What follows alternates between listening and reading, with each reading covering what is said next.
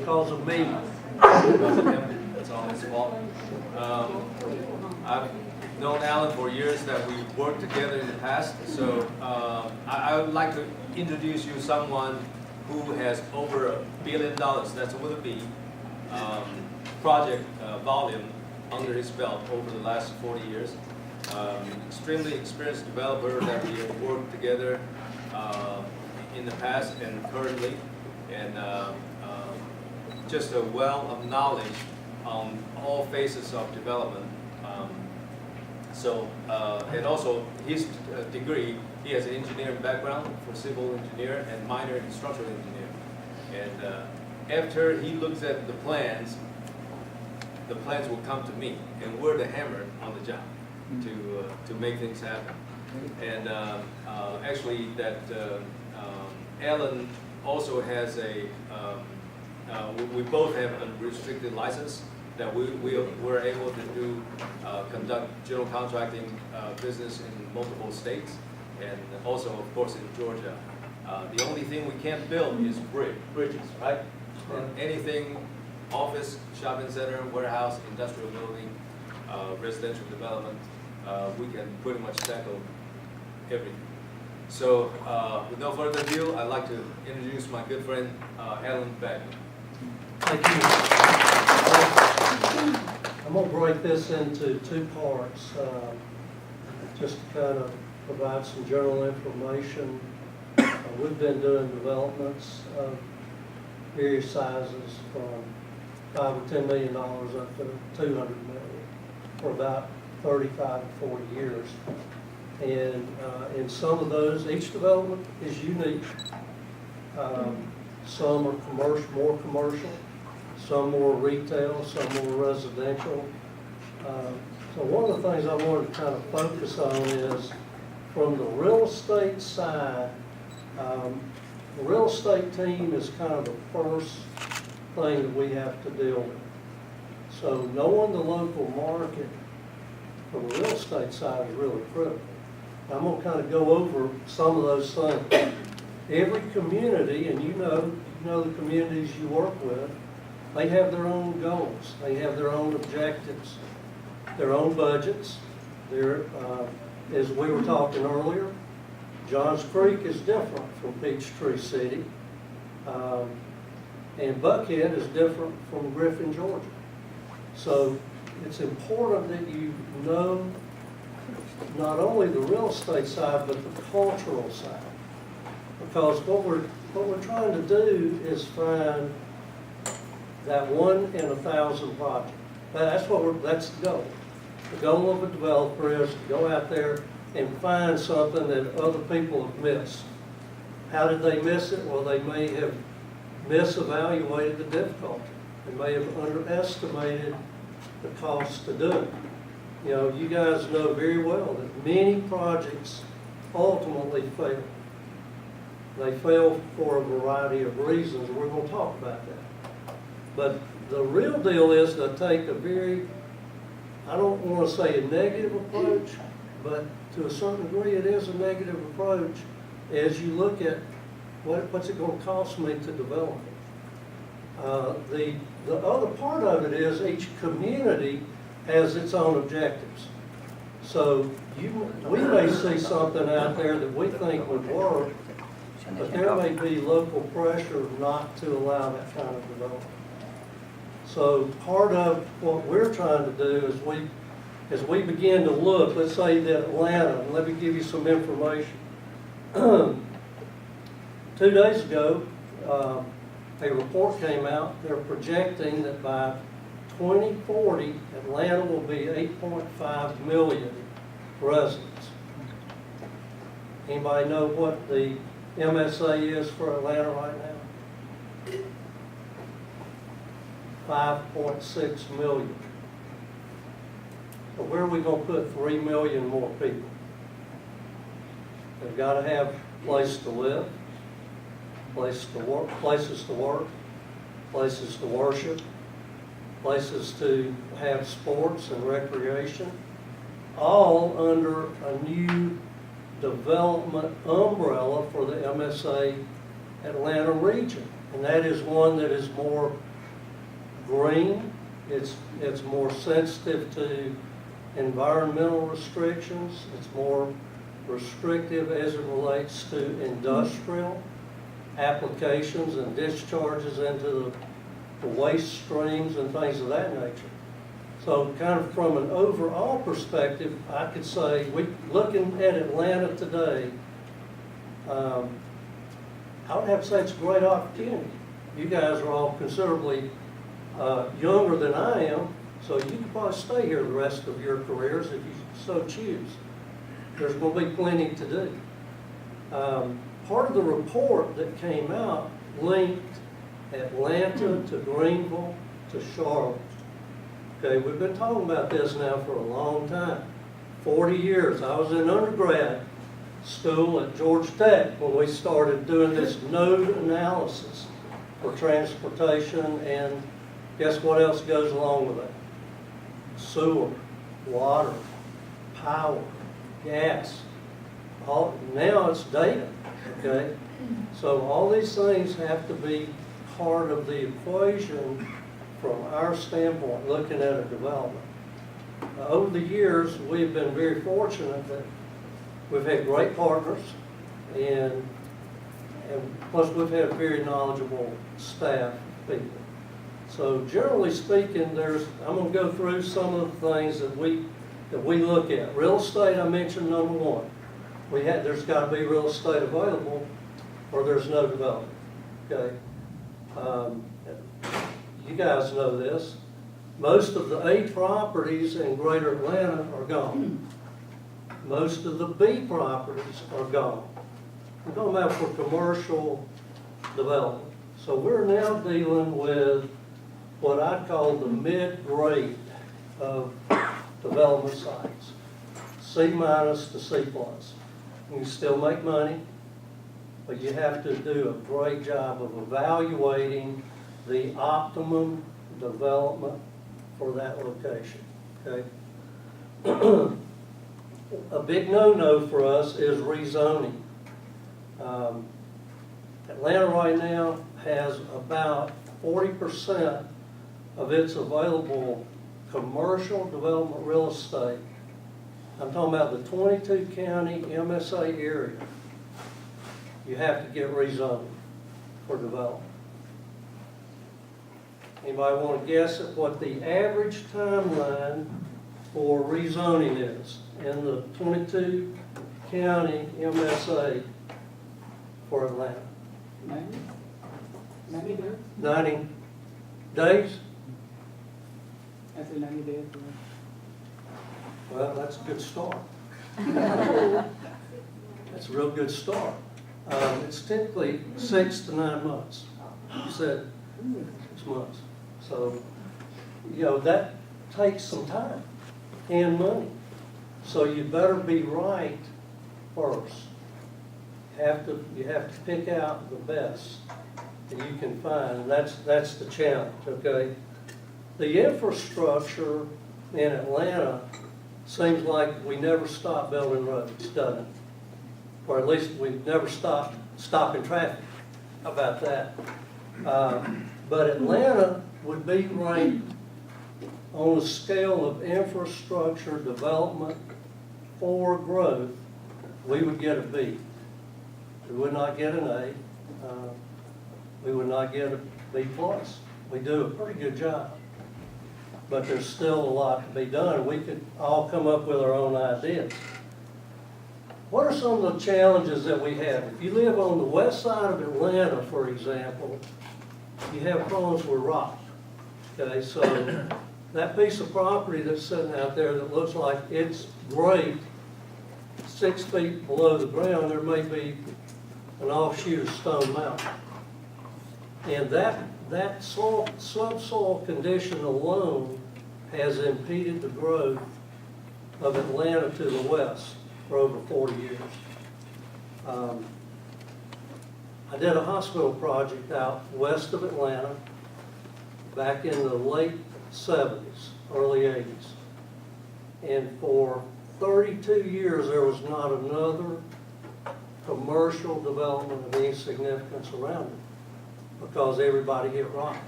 So it was too expensive. People wouldn't do it.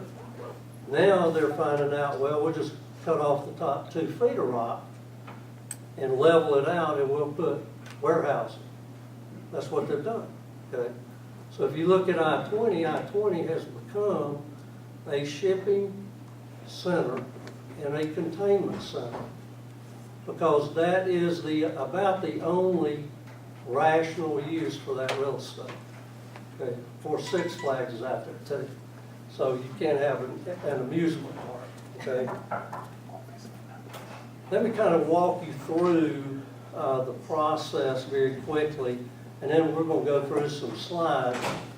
They're really just intended to show the kind of projects we've been involved in. We've done manufacturing plants, distribution centers, mixed-use developments. I'm going to come back to that in a minute. And then a whole host of shopping center-related community developments, healthcare, retirement centers. All of those things are in play. You know, there's a growing number of people that are getting old, kind of like me. Y'all might even look like me one day. Maybe not. I don't know. Maybe not. Y'all are probably a lot better looking than that. But the need, there will always be a need for intelligent development, okay? Well, we're going to go through some of the things people are looking for on the slide so that you have an idea. From our standpoint, from the design, construction, and then operational standpoint, what is it that we have to deliver to investors? We have to have a return on investment, right? So we have to get that right. For us to go to investors and say, I can guarantee that we can turn over 12% on your investment dollar. And that will begin here. In other words, you put your money in, it takes me 2 years. Let's say it takes us 2 years to do the development. It takes another year for us to get the development full. So it's about a 3-year timeline. So many investors say, well, that's a little bit too long for me. Okay? So investors have their own objectives. Some guys will wait until they'll say, I'll give you a bridge loan for the design permitting and that kind of thing, but I want an out tax that I can get out at some point. You know, everybody has their own goals in mind there. I think probably the best thing I can say about the development business is very difficult, but it's really rewarding too. You get to interface with great people. Most of the communities here in Atlanta have very good people.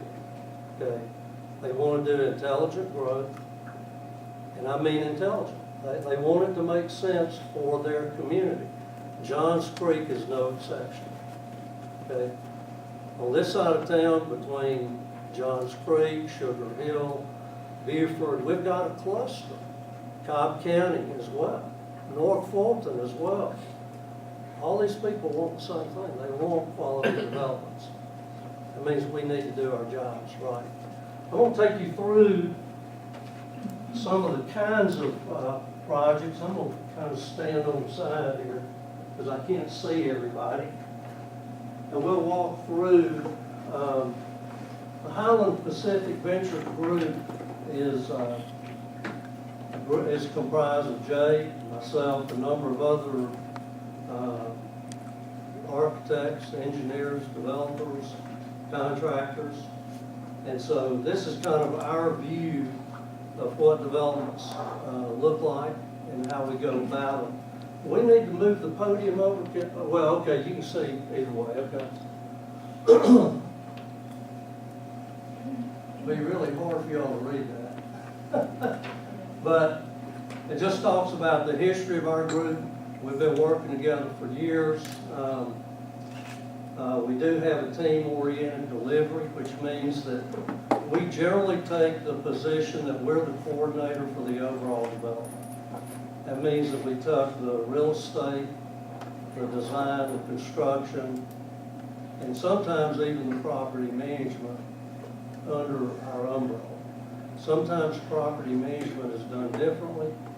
Sometimes the financial team wants to be the property manager as well.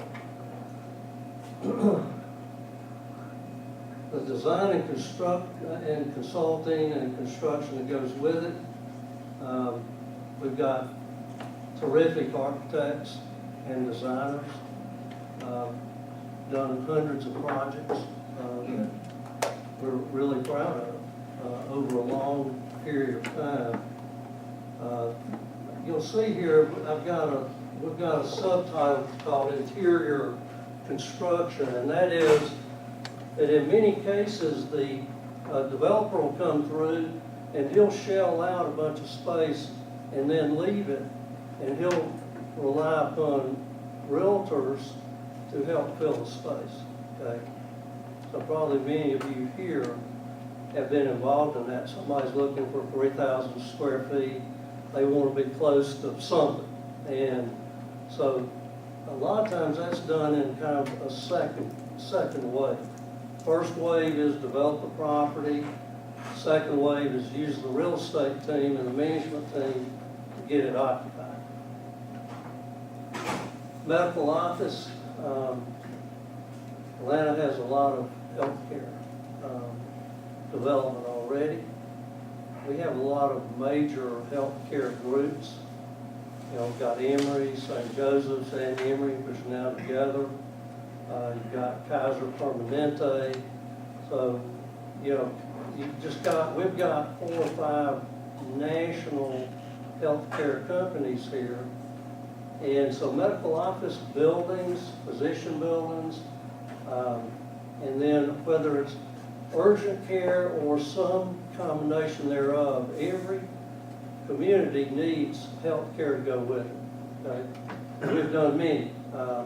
Some of these that we've got listed are hospices, some are acute care, some are primary care only. So it ranges from, you know, your local doctor to a very large healthcare company.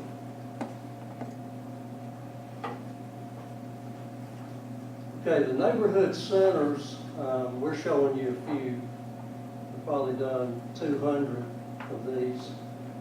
And these are the things that we see in the local communities. They may be 10,000 square feet, whatever the land will yield, and we put in whatever we can get on that site. So generally, we try to match this up with whatever is going on residentially. There's kind of a general rule. It used to be that people would come and build these and then residential will follow. But the general criteria now is residential builders tend to take the lead in finding areas that need to be developed. And then they go and lock down the land and they begin to build on it. The commercial developers then follow them, okay? This is just general office. This is a few of the many that we've done. Again, this is very similar in concept, that office buildings, Atlanta has gone through 3 or 4 cycles while I've been in the design and construction business of having too much office space to not enough, and then trying to catch up to the inventory. And then you can take another look at that and realize, well, now I've got office space that I might own, but now it's 15 years old, so I've got to kind of refresh the development. So that's a subset of the development. I don't want to, that's not really what we're here to talk about. Some more, these are just some more general office properties. We've done a lot of them. Is that easier? Okay. This one here, we've just finished several properties in the both apartments, condos, hotels. I've been involved in Lennox Properties, Marriott, and that kind of thing all over the eastern third of the country. Atlanta has a lot of these kind of properties and probably will continue to. We don't see as many of these here in Atlanta. We've got a few, but we don't see many out in the suburbs. That may change over the next 10 years, but I don't think it's going to happen in a big way in the near term. Some more of the same. This is actually at Motor Speedways, and if any of you have been to Charlotte or to Atlanta Motor Speedway, you see this is very common for speedway developments. And then they lease these out to the various racing teams, okay? And they'll have their own events, like you can go to the Atlanta Motor Speedway and have the Richard Petty Day. And you can take your primary customers there, and they're allowed to do 5 laps around the track at 160 miles an hour. It's pretty cool, actually. It's a lot of fun. Here's some shopping center anchored locations. We have a lot of that, and we're going to need more. I think that's the key. We have a lot now, but we're going to need more. And then we've got this. Oh, wait a minute, let me back up. Where is it? There it is. These Olympic projects were done. I was the senior project manager on those at Georgia Tech and at Georgia State. That's what you're seeing here. But I didn't have anything to do with the ones that sunk.